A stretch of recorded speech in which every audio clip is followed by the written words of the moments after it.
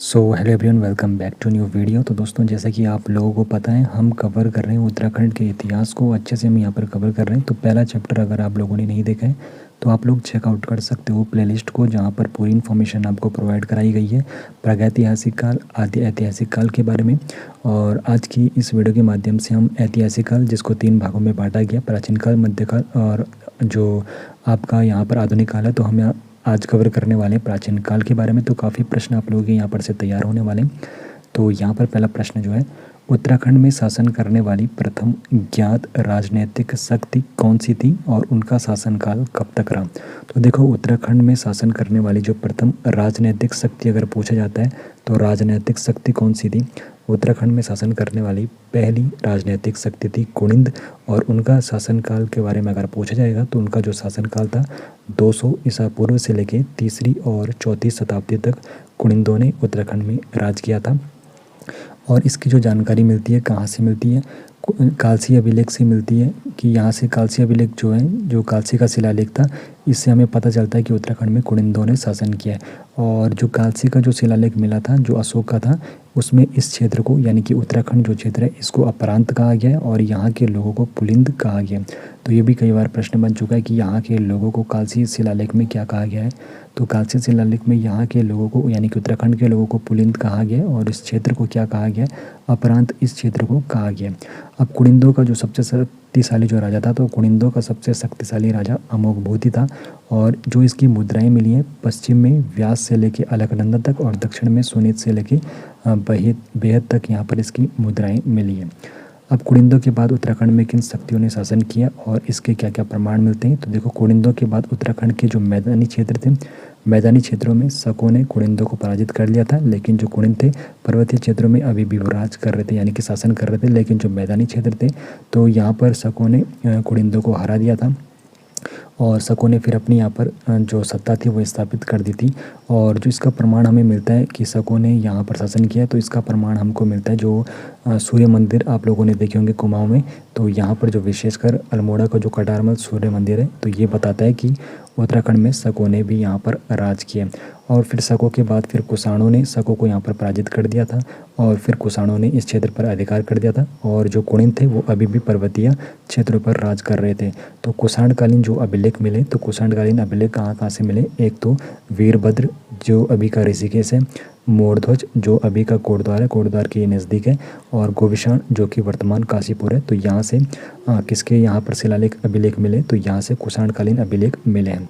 और उत्तराखंड में कुषाणों के जो आधिपत्य की पुष्टि करते हैं, तो यहाँ पर जो प्रसिद्ध इतिहासकार है कांति प्रसाद नौटियाल जी, इन्होंने अपनी पुस्तक गोविषाण को कुषाणों का एक प्रमुख नगर बताया है। इन्होंने, किसने, कांति प्रसाद नौटियाल जी ने अपनी पुस्तक में क्या बताया, गोविषाण को कुषाणों का एक प्रमुख नगर बताया। आगे बढ़ने से पहले आपको बताना चाहता हूँ, अगर आप लोग भी हमें फाइनेंशियली सपोर्ट करना चाहते हो तो आप लोग इस QR कोड को स्कैन करके हमें फाइनेंशियली सपोर्ट दे सकते हो, ताकि हम और मेहनत करके आप लोगों के लिए यहाँ पे बिल्कुल फ्री में कंटेंट प्रोवाइड करें। बाकी यहाँ पर ये कंपलसरी नहीं है, लेकिन फिर भी अगर आप लोग हमें फाइनेंशियली सपोर्ट करना चाहते हो तो आप लोग इस QR कोड को जरूर स्कैन कीजिए। और उत्तराखंड का प्रथम ऐतिहासिक राजवंश किसे माना जाता है। देखो, उत्तराखंड का प्रथम अगर ऐतिहासिक शक्ति पूछा जाएगा तो ऐतिहासिक शक्ति कौन है, कुनिंद है। लेकिन ऐतिहासिक राजवंश अगर पूछा जाएगा तो ऐतिहासिक राजवंश यहाँ पर दूसरा है। तो ऐतिहासिक राजवंश कौन है उसके बारे में हम देख लेते हैं। तो उत्तराखंड का जो प्रथम ऐतिहासिक राजवंश है, तो वो किसको माना जाता है, कार्तिकेयपुर राजवंश को माना जाता है उत्तराखंड का प्रथम ऐतिहासिक राजवंश। ठीक है। और जो इसकी स्थापना है, तो इसकी स्थापना का भी जो उल्लेख है, अलग अलग यहाँ पर जो इतिहासकार है वो अलग अलग बताते हैं। लेकिन मुख्य तौर पर 700 ईस्वी में यहाँ पर कार्तिकेयपुर राजवंश की स्थापना हो गई थी। और जो कार्तिकेयपुर राजवंश है, इसने लगभग 300 वर्षों तक यहाँ पर शासन किया था। और शुरुआत में जो कार्तिकेयपुर राजवंश था, इसकी जो राजधानी थी जोशीमठ, जो कि अभी चमोली में, तो वहाँ पर इनकी प्रारंभिक राजधानी थी। और उसके बाद इन्होंने जोशीमठ से अपनी राजधानी बदलकर बैजनाथ के पास वैद्यनाथ कार्तिकेयपुर नामक स्थान पर इन्होंने स्थानांतरित कर दी थी। अब देखो, कार्तिकेयपुर राजवंश का संस्थापक कौन था और इस राजवंश को उत्तराखंड का स्वर्णकाल क्यों कहा जाता है, तो यहाँ पर आप लोग देख लीजिए। कार्तिकेयपुर राजवंश जो था, इसका जो संस्थापक है वसंत देव कार्तिकेयपुर राजवंश का संस्थापक है। लेकिन कहीं कहीं पर आपको वासुदेव भी यहाँ पर देखने को मिलेगा। लेकिन जो सही यहाँ पर इसका संस्थापक होगा, सही जवाब होगा वसंत देव। कार्तिकेयपुर जो राजवंश है, वसंत देव ने इसकी स्थापना करी थी। और इसका उल्लेख कहाँ पर मिलता है, तो कार्तिकेयपुर राजवंश का जो संस्थापक है वसंत देव है, इसका उल्लेख मिलता है बागेश्वर लेख में, इसका हमें उल्लेख मिलता है। और जो कार्तिकेयपुर राजवंश था इसको यहाँ पे उत्तराखंड का स्वर्ण काल कहा जाता है, क्योंकि इनके शासन में उत्तराखंड ने वास्तुकला, मूर्तिकला और अन्य क्षेत्रों में बहुत ज़्यादा प्रगति की थी। और इस काल में निर्मित जो कलाकृतियाँ थी और मंदिर थे आज भी वहाँ पर कार्तिकेयपुर राजवंश की गवाही दे रहे हैं। और शंकराचार्य का उत्तराखंड आगमन कब हुआ और उन्होंने यहाँ पर क्या क्या महत्वपूर्ण कार्य करे, तो शंकराचार्य जी भी कब आए थे उत्तराखंड में, कार्तिकेयपुर राजवंश के समय पर शंकराचार्य जी का उत्तराखंड में आगमन हुआ था। और शंकराचार्य जी हिंदू धर्म के महान प्रवर्तक थे और उन्होंने भारत में हिंदू धर्म की पुनः स्थापना में महत्वपूर्ण भूमिका निभाई थी।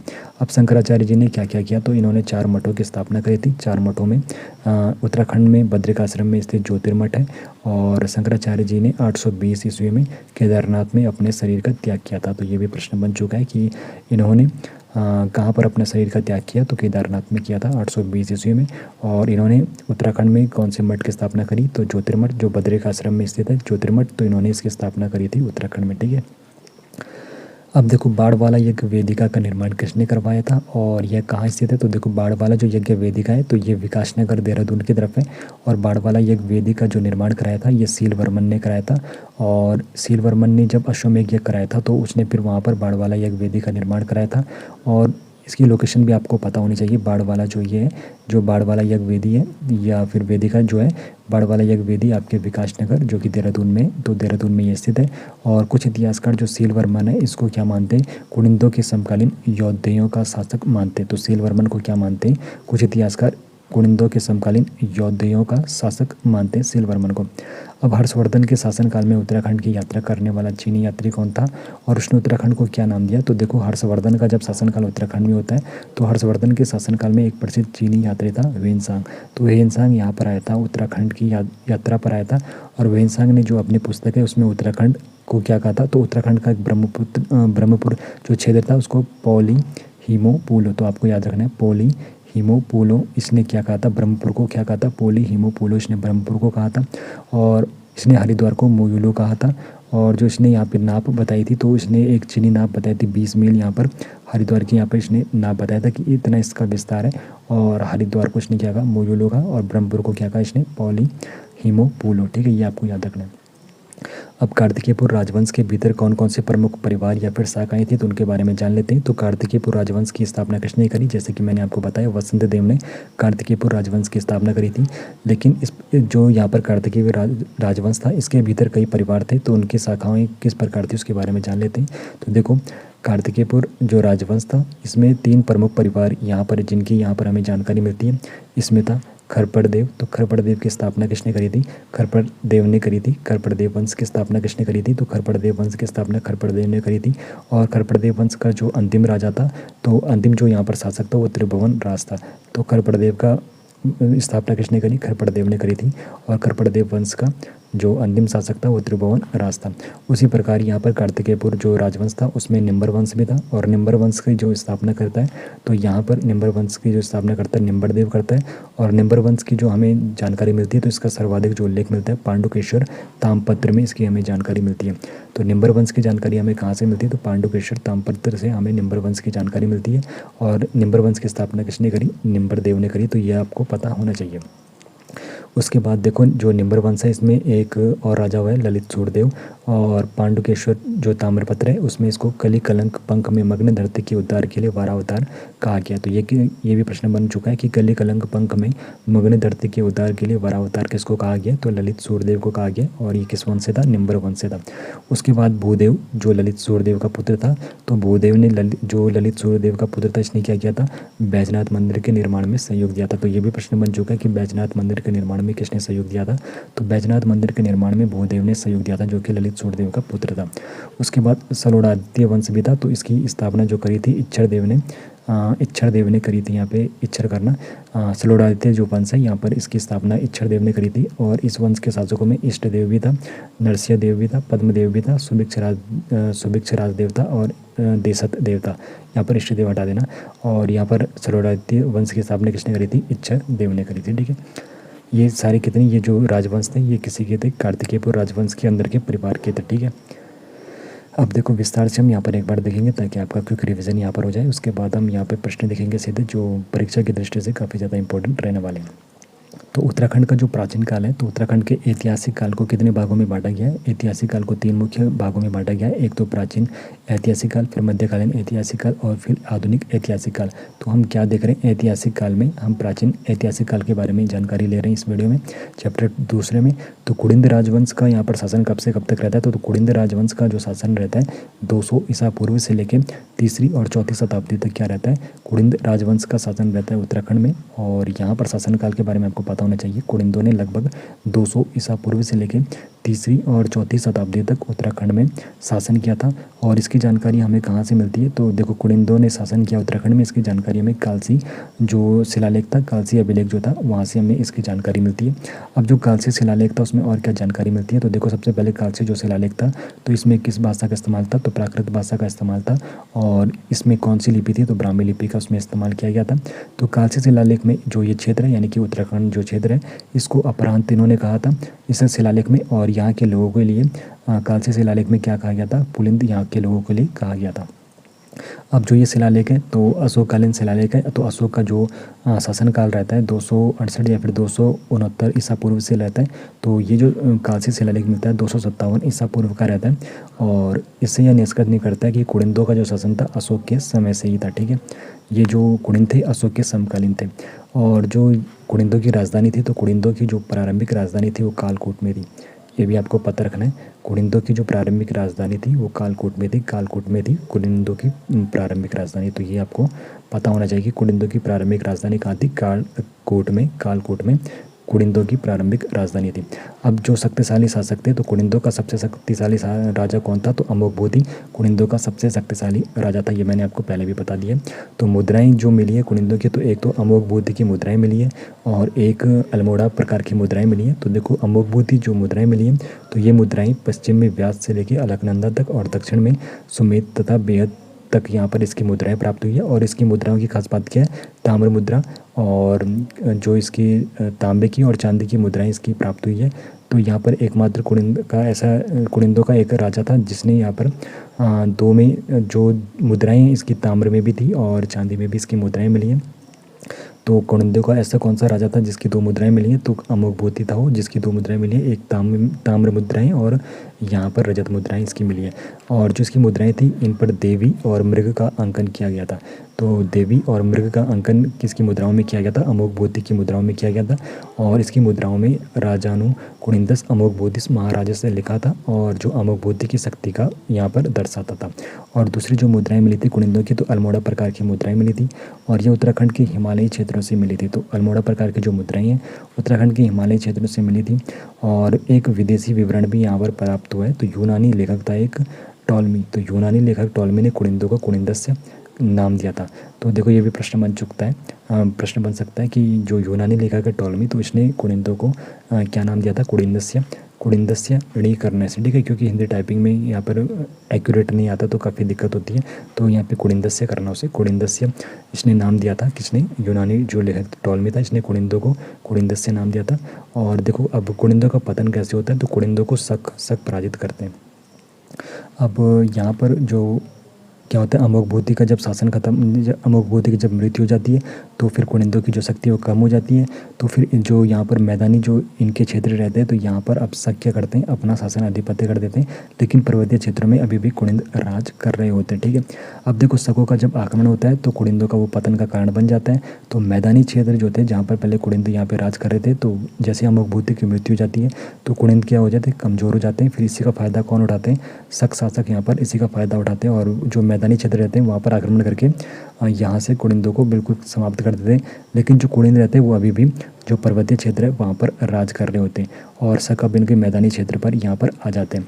अब शकों का जो यहाँ पर हमें पता चलता है कि यहाँ पर उन्होंने उत्तराखंड में शासन किया, तो ये कैसे हमें पता चलता है? तो अल्मोड़ा में जो आप लोगों ने कटारमल का सूर्य मंदिर देखा होगा, जो सूर्य मंदिर आप लोगों ने देखे होंगे कुमाऊं की तरफ, तो अनेक सूर्य मंदिर, सूर्य मूर्तियाँ, तो विशेषकर अल्मोड़ा का जो कटारमल सूर्य मंदिर है, तो इससे हमें पता चलता है कि शकों ने क्या करा? यहाँ पर शासन किया है। अब जो शक संवत है, तो उत्तराखंड में जो शक संवत का प्रचलन है शकों के द्वारा ही यहाँ पर ये शुरू किया गया था। ठीक है, अब देखो क्या होता है, पहले कुनिंद थे, अब कुनिंदों को मैदानी इलाके से यहाँ पे भगा देते हैं। अब शकों को कौन भगाएगा, अब जो शक है तो कुषाण शकों को यहाँ पर से भगा देते हैं, तो कुषाणों का फिर आधिपत्य हो जाता है मैदानी इलाकों में। तो देखो कुनिंदों को शकों ने भगाया, शकों को कुषाण भगाएंगे, तो जो शकों को पराजित करने के बाद कुषाणों ने उत्तराखंड के तराई क्षेत्र पर अधिकार कर लिया था। और प्रमुख जो कुषाणकालीन अभिलेख है, तो प्रमुख जो कुषाणकालीन अभिलेख है वो कौन कौन से, एक तो आपका वीरभद्र हो गया जो ऋषिकेश से भी का, एक आपका मोरध्वज हो गया जो कोटद्वार के पास है, और एक आपका कौन सा हो गया गोविशाण जो कि वर्तमान काशीपुर है। तो यह कुषाणों का एक प्रमुख नगर भी हुआ करता था। तो इससे हमें पता चलता है इन अभिलेखों से कि यहाँ पर कुषाणों ने भी राज करा है। तो कुषाणों ने किसको पराजित किया, कुषाणों ने शकों को पराजित किया। अब प्रसिद्ध शासक कौन था कुषाणों का, तो देखो कनिष्क, जिसका नाम आप लोगों ने काफ़ी ज़्यादा इतिहास में भी पढ़ा होगा। पूरे भारत में शक संवाद का इसने प्रचलन किया था और इसका उल्लेख भारत के राष्ट्रीय कैलेंडर में भी मिलता है, किसका, कनिष्क का।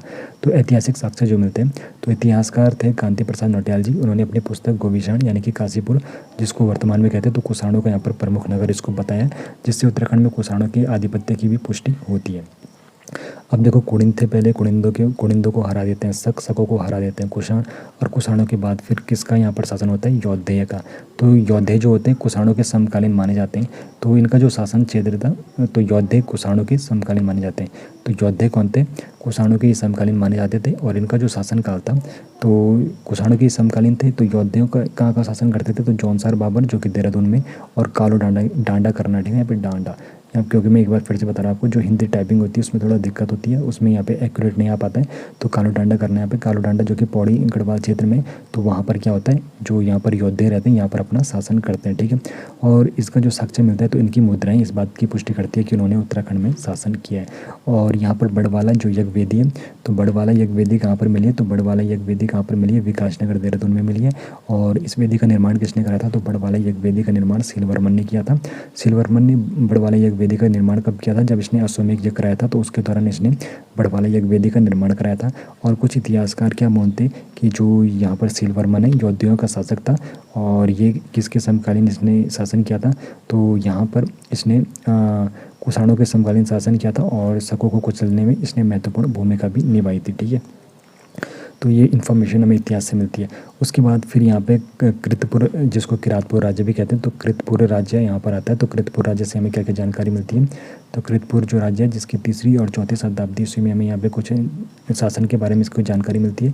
तो इसका जो समय था 3री और 4वीं शताब्दी ईस्वी में यहाँ पर इसका शासनकाल रहा है, ऐसी जानकारी हमें हमको मिलती है। तो इसका जो अधिकार क्षेत्र था कृतपुर राज्य का, तो उत्तराखंड, हिमाचल प्रदेश और रोहिलखंड उत्तरी भाग में, इनके क्षेत्र में ये सम्मिलित था। और कृतपुर जो राज्य था, इसकी अगर स्थापना के बारे में पूछा जाएगा कि संस्थापक कौन था, तो कई इतिहासकार मानते हैं कि जो किरातपुर राज्य यानी कि कृतपुर राज्य था, इसकी जो स्थापना है कुनिंदों ने ही की थी, जो शकों और कुषाणों के आक्रमण के बावजूद अस्तित्व में थे, ठीक है। अब देखो कुनिंद पूरी तरह से यहाँ पे समाप्त नहीं हो रहे हैं, और इतिहास क्या बोल रहे हैं, इतिहासकार क्या बोल रहे हैं, जो यहाँ पे कृतपुर राज्य है वो किसने बसाया था, कुनिंदों ने बसाया था, जो शकों और कुषाणों के आक्रमण के बावजूद अस्तित्व में थे, लेकिन कहाँ, पहाड़ी इलाके में थे। लेकिन फिर क्या करते, कृतपुर राज्य ही यहाँ पर कुनिंद जो होते हैं वही कृतपुर राज्य बसाते हैं। अब स्रोत से हमें कैसे पता चला, कहाँ से हमें पता चलता है, तो कृतपुर जो किरातपुर राज्य है, तो कृतपुर और किरातपुर एक ही है, ठीक है। तो जो किरातपुर राज्य है, तो इसका विवरण हमें कहाँ से मिलता है, समुद्रगुप्त की प्रयाग प्रशस्ति है। तो समुद्रगुप्त की जो प्रयाग प्रशस्ति है, तो इससे हमें इसकी जानकारी मिलती है। और समुद्रगुप्त की जो प्रयाग प्रशस्ति है, तो इसका दरबारी कवि जो था हरिसेन, तो इसने इसको रचा था। तो प्रयाग प्रशस्ति को किसने रचा था, हरिसेन ने।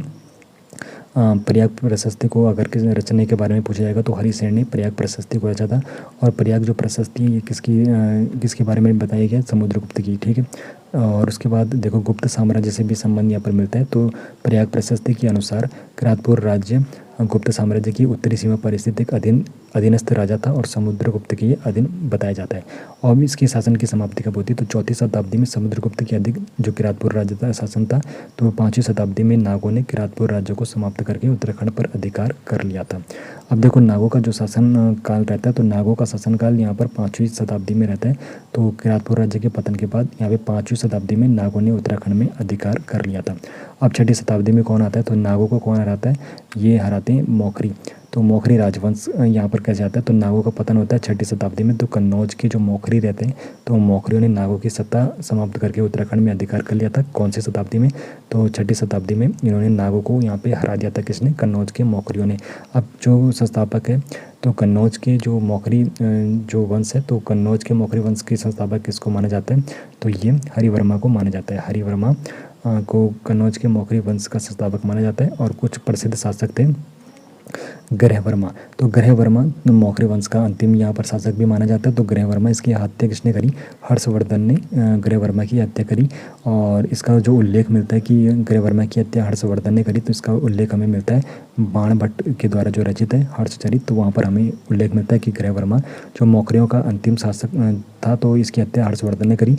और मौखरियों का जो यहाँ पर पहला शासक था वो हरिवर्मा था। ठीक है, अब शासन की समाप्ति देखो, ग्रहवर्मा की जो हत्या कर दी जाती है तो भारत में मौखरी वंश का भी अंत हो गया था। और उत्तराखंड में फिर हर्षवर्धन का अधीन यहाँ पर हो गया था। अब हर्षवर्धन का जो शासनकाल रहता है तो 606 ईस्वी से लेके 647 ईस्वी तक रहता है। तो उत्तराखंड पर अधिकार होता है। तो मौखरी वंश के पतन के बाद उत्तराखंड में हर्षवर्धन के अधिकार में चले जाता है। और इसकी जानकारी हमें कहाँ से मिलती है, तो बाणभट्ट के द्वारा जो रचित है हर्षचरित, यहाँ से हमें हर्षवर्धन के शासनकाल की जानकारी मिलती है। हर्षवर्धन के शासनकाल में चीनी यात्री आता है ह्वेनसांग।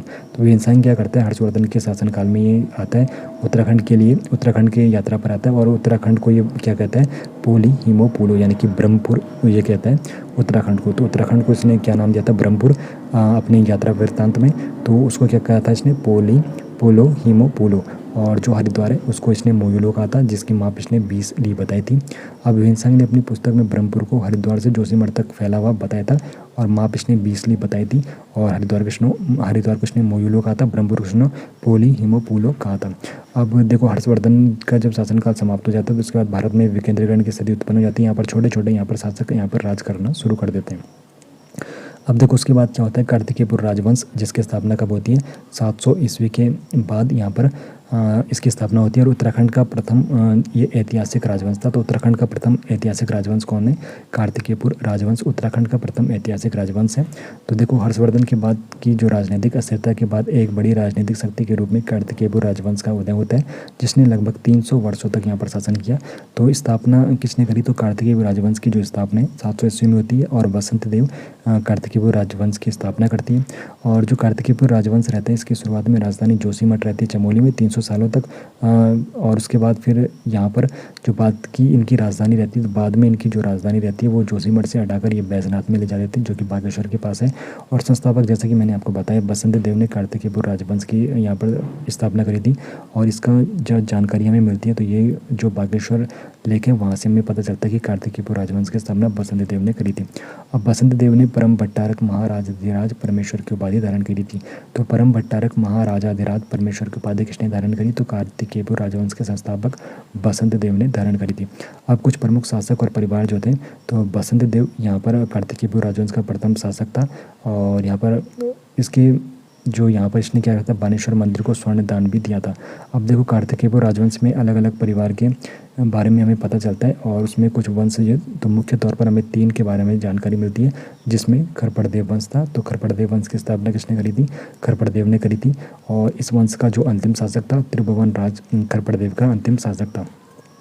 अब इसमें दूसरा वंश था निम्बर वंश। तो निम्बर वंश की स्थापना किसने करी, निम्बरदेव ने करी थी। और यहाँ पर ये भी कार्तिकेयपुर राजवंश का एक अन्य परिवार था। और निम्बर वंश की जो यहाँ पर हमें जानकारी मिलती है, पांडुकेश्वर जो ताम्रपत्र है वहाँ से हमें इसकी जानकारी मिलती है। और निम्बरदेव का जो संस्थापक था वो निम्बर वंश का जो संस्थापक था निम्बरदेव था। और इसको क्या कहते थे, शत्रुहंता भी निम्बरदेव को कहा कहते थे। और निम्बरदेव के बाद इसका पुत्र था इष्टगणदेव। तो इष्टगणदेव जो था, इसने समस्त उत्तराखंड को एक सूत्र में बांधने का भी प्रयास किया था। और फिर इष्टगण के बाद देखो कौन बनता है, इष्टगण देव का जो पुत्र रहता है ललित सूर्यदेव, जिसको कली कलंक पंख में धरती के उद्धार के लिए वरा अवतार बताया गया। किसको बताया गया, ललित सूर्यदेव। ये किसका पुत्र था, इष्टगण देव का पुत्र था। उसके बाद जो ललित सूर्यदेव था, इसके बाद इसका पुत्र भूदेव रहता है। और ये क्या करता है, बैजनाथ मंदिर के निर्माण में सहयोग करता है। कौन, भूदेव करता है। और बैजनाथ मंदिर का जो निर्माण होता है 1150 ईस्वी में होता है। उसके बाद एक और वंश था सलोड़ादित्य वंश। तो कार्तिकेयपुर राजवंश का ये तीसरा परिवार था। और इच्छड़ देव ने इस वंश की स्थापना करी थी। इस वंश के जो अन्य शासक थे, तेसर देव था पद्मदेव था, सुभिक्षा राजदेव सलोडादित्य राजवंश से संबंध रखते हैं। और उत्तराखंड का स्वर्णकाल इसको कहा जाता है। तो इस राजवंश के शासन को उत्तराखंड का स्वर्णकाल माना जाता है, क्योंकि इस दौरान वास्तुकला, मूर्तिकला और अन्य क्षेत्रों में अभूतपूर्व यहाँ पे प्रगति हुई थी। और ऐसा माना जाता है कि इस राजवंश के समाप्त होने पर उत्तराखंड में अंधकार का समय आ चुका था। अब कार्तिकेयपुर राजाओं के जो देवता थे वो कार्तिकेय थे। और यहाँ पे विद्वानों के मतों के अनुसार लक्ष्मीदत्त जोशी जी कार्तिकेयपुर राजाओं को कुड़िंदों का यहाँ पर वंशज मानते हैं। और बद्रीदत्त जो पांडे जी कार्तिकेयपुर राजाओं को सूर्यवंशीय मानते हैं। ठीक है। अब शंकराचार्य जी का आगमन कब हुआ था? कार्तिकेयपुर राजवंश के समय पर शंकराचार्य जी का आगमन हुआ था। और उत्तराखंड में इनका आगमन हुआ था। कार्तिकेयपुर राजवंश जब शासन कर रहे थे तभी इनका आगमन होता है उत्तराखंड में। हिंदू धर्म की इन्होंने पुनः स्थापना के लिए काफ़ी यहाँ पे काम किया था। और यहाँ पर इन्होंने महत्वपूर्ण भूमिका निभाई थी हिंदू धर्म की पुनः स्थापना के लिए। तो इन्होंने 4 मठों के निर्माण किया था। तो उसमें एक उत्तराखंड में बद्रिकाश्रम था, तो वहाँ पर बद्रिकाश्रम में ज्योतिर्मठ की इन्होंने स्थापना करी थी। और इनके जो अन्य 3 मठ थे, एक श्रृंगेरी मठ था, और एक द्वारिका शारदा पीठ थी, और एक पुरी गोवर्धन पीठ थी। तो इन्होंने 4 मठों की स्थापना करी, जिसमें ज्योतिर्मठ था, और श्रृंगेरी मठ था, और द्वारिका शारदा पीठ, और जो चौथा था वो था पुरी गोवर्धन पीठ। और इनका जो देहांत होता है 820 ईस्वी में होता है। केदारनाथ में इन्होंने अपने शरीर का त्याग कर दिया था। अब डायरेक्ट प्रश्न जो यहाँ पर बन सकते हैं, तो यहाँ पर एक बार आप लोग अच्छे से चेकआउट कर लीजिए। तो उत्तराखंड में कुड़िंदों का जो शासनकाल था लगभग कब से कब तक था? 200 ईसा पूर्व से लेकर 3री और 4ठी शताब्दी तक कुड़िंदों का शासनकाल था। अशोककालीन काल से शिलालेख में उत्तराखंड के क्षेत्र को किस नाम से पुकारा गया? अपरांत यहाँ पर उत्तराखंड को कहा गया, और यहाँ के लोगों को पुलिंद कहा गया था। कुड़िंद राजवंश का सबसे शक्तिशाली शासक कौन था? तो कुड़िंद राजवंश का सबसे शक्तिशाली शासक था अमोघ भूति। उत्तराखंड में शकों के शासन का प्रमाण किस मंदिर से मिलता है? तो उत्तराखंड में शकों के शासन का प्रमाण हमें कहाँ से मिलता है? जो अल्मोड़ा में जो कटारमल का सूर्य मंदिर है, वहाँ से हमें पता चलता है कि शकों ने भी यहाँ पर शासन किया था। जो सूर्य मंदिर, सूर्य मूर्तियाँ मिलती हैं वो हमें शकों के शासन के बारे में बताती है। अब कुषाणों का जो प्रमुख नगर है गोविशाण, तो किस स्थान पर स्थित है? तो जो कुषाणों का जो प्रमुख नगर गोविशाण है ये वर्तमान में काशीपुर में है। ठीक है। और प्रसिद्ध बाढ़ वाला जो यज्ञ वेदी है, तो इसका निर्माण किसने कराया था? तो प्रसिद्ध बाढ़ वाला यज्ञ वेदी जो है इसका निर्माण सीलवर्मन ने कराया था, जब उसने अश्वमेध यज्ञ कराया था। और ये किस राजवंश से संबंधित है? तो इतिहासकार इसको यौधेय राजवंश से बताते हैं। और किरातपुर राज्य का उल्लेख समुद्रगुप्त की किस प्रशस्ति मिलता है? तो किरातपुर, जिसको कृतपुर राज्य भी कहते हैं, तो इसका जो उल्लेख है समुद्रगुप्त की प्रयाग प्रशस्ति में मिलता है, जिसकी रचना किसने करी थी? हरिशेन ने इसकी रचना करी थी, किसकी? प्रयाग प्रशस्ति की।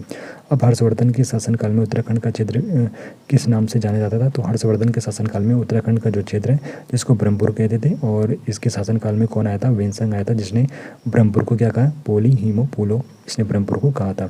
और उसने हरिद्वार को क्या कहा? मोजुलो, उसने हरिद्वार को कहा, जिसकी माप उसने 20 ली बताई थी। उत्तराखंड के प्रथम ऐतिहासिक राजवंश के रूप में किसे जाना जाता है? तो प्रथम ऐतिहासिक जो राजवंश था वो कार्तिकेयपुर राजवंश था। इसमें भी 3 जो मुख्य परिवार थे, जिसमें 3 मुख्य थे। एक आपका हो गया कौन सा? सबसे पहला खरपड़देव वंश, फिर निम्बर वंश, और फिर आपका सलोडादित्य वंश था। ठीक है। और आपको तीनों वंशों के संस्थापक का नाम पता होना चाहिए, जो मैंने आपको ऊपर बता दिया। और शंकराचार्य ने किस वर्ष केदारनाथ में अपने शरीर का त्याग करा? तो शंकराचार्य ने 820 ईस्वी में अपने शरीर का त्याग करा। कहाँ पर करा? केदारनाथ में। अब लक्ष्मीदत्त जोशी जो कि इतिहासकार है, और कार्तिकेयपुर राजा किस वंश के थे? तो लक्ष्मीदत्त जोशी जी के अनुसार जो कार्तिकेयपुर राजा थे कुड़िंदों के वंशज, जिनको उन्होंने बताया। और बैजनाथ मंदिर के निर्माण में कार्तिकेयपुर शासक ने क्या सहयोग दिया है? तो बैजनाथ मंदिर के निर्माण में किस कार्तिकेयपुर शासक ने यहाँ पर इन्होंने योगदान दिया था? तो भूदेव, जो कि ललित सूर्यदेव का पुत्र था, भूदेव ने यहाँ पर बैजनाथ मंदिर के निर्माण में सहयोग दिया था। हर्षचरित की रचना किसने की थी? तो हर्षचरित की रचना बाणभट्ट ने करी थी। हर्षवर्धन की इसने शासन का यहाँ पर उल्लेख किया था। यौधेय राजवंशों का शासनकाल उत्तराखंड के किन क्षेत्रों में था? तो यौधेय जो राजवंश थे, तो इनका जो शासन था जौनसर, बाबर, देहरादून और कालो डांडा पौड़ी क्षेत्र में इनका शासन था। ठीक है। और किसने नागों की सत्ता समाप्त कर उत्तराखंड पर अधिकार किया? तो नागों की जो सत्ता थी, तो यहाँ पर इनका 5वीं शताब्दी में यहाँ पर चल रहा था। तो नागों की सत्ता यहाँ पर ख़त्म करते हैं मौखरी, कन्नौज के जो मौखरी रहते हैं वो नागों की सत्ता समाप्त कर देते हैं। तो यहाँ पर जो हरिदेव या फिर हरिवर्मा, हाँ हरिवर्मा जो रहता है कन्नौज के मौखरियों का संस्थापक रहता है। और जो उनका अंतिम राजा रहता है ग्रहवर्मा, जिसको हर्षवर्धन फिर मार देता है, फिर अपना हर्षवर्धन राज शुरू हो जाता है।